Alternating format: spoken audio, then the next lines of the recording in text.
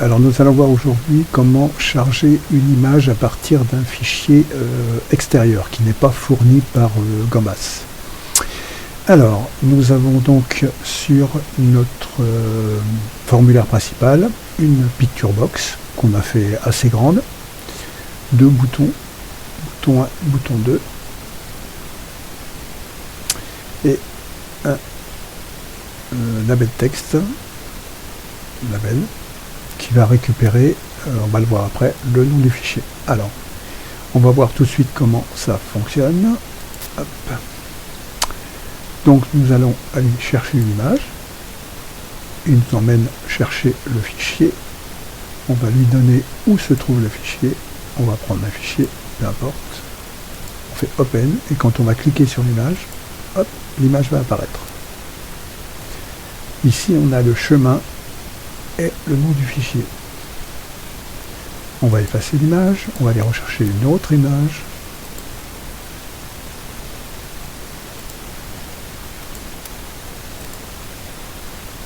Voilà, vous voyez que ça fonctionne très bien, il n'y a pas de souci. Le seul problème qu'on peut éventuellement avoir avec ce genre de programme, c'est que dès que l'image va être trop grande, il va avoir du mal à la gérer. Vous allez comprendre pourquoi. Alors, on va reprendre une image, mais on va prendre une image de grande taille.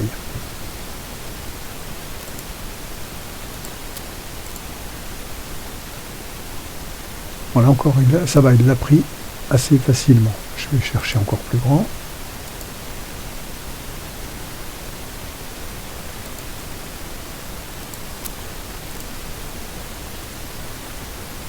Vous voyez que l'image, elle est un peu écrasée. Parce qu'on lui a imposé un centrage et on va voir tout de suite dans le code comment est-ce il faut faire dans ce cas-là. Alors, on revient à notre page. Donc, on va reprendre depuis le début notre picture box. Ici, ce qui est important de comprendre,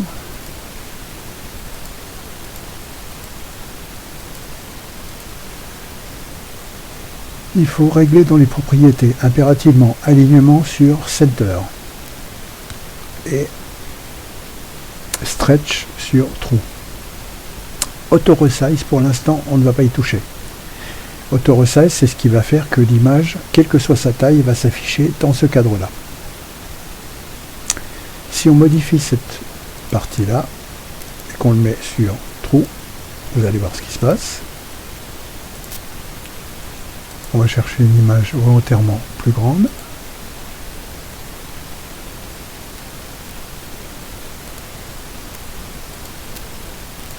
Et vous voyez, l'image ne tient plus dans la fenêtre. Et non seulement elle ne tient plus dans la fenêtre, mais elle ne tient même pas dans ma page. Alors ça, je vous avoue que j'ai pas encore trouvé comment faire pour que ça tienne vraiment dans la page. Bon, on va revenir au code et déjà voir le programme tel qu'il fonctionne. Alors, dans ce programme, nous avons une déclaration de variables filmage, filmage string, HImage et image. Ici, dans Form Open, on n'a pas grand-chose à part le centrage. En fait, tout va se passer quasiment ici. Alors, qu'est-ce qu'on a ici? On a Dialog Filter. Là, vous vous rappelez ce que c'est? C'est la page qui nous emmène sur les fichiers, qui va chercher le fichier. S'il n'y a rien, on ressort. S'il trouve effectivement le fichier qu'on a cliqué dessus, il va récupérer filename de DialogPath. Filename, c'est le nom du fichier. Et il va récupérer dans une autre variable fildir, qui est le DialogPath. Ensuite, on va remonter tout ça dans label 1.text. On va lui mettre le chemin et concaténation avec la barre oblique et le nom du fichier. Quand on va passer sur l'image, on récupère dans Picture Box 1.picture, on récupère l'image qui se trouve, dont le chemin est donné là, dans label 1.text. Et sur le bouton, l'autre bouton effacer l'image, en fait, on lui dit tout simplement Picture Box 1.picture égale nul, c'est-à-dire qu'il efface l'image. Vous voyez, c'est assez simple. pour pouvoir récupérer une image. Alors tant que l'image est assez petite, ça pose pas de problème. Dès que l'image va être plus grande que, vous voyez, c'est ce qui se passe, tout à l'heure elle rentrait dans le cadre, là elle ne rentre plus dans le cadre. Parce que l'image est plus grande que la fenêtre que je lui avais fournie.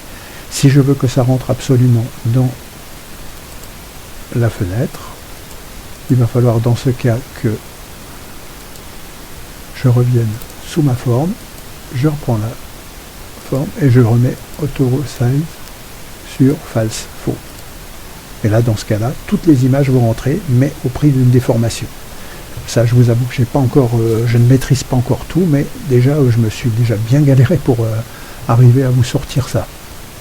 Parce qu'en fait, il y a deux formes pour les charger les images. Il y a une forme picture, ici, et il y a une forme image. Et les deux ne fonctionnent pas du tout de la même manière au niveau de la mémoire.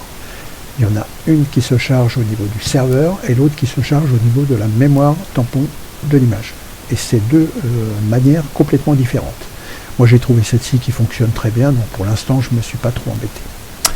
Voilà, bon bah écoutez, si vous trouvez à améliorer ce petit programme, n'hésitez pas à me le dire, et puis n'hésitez pas à me faire en commentaire ou qu'on puisse un petit peu encore avancer. Merci.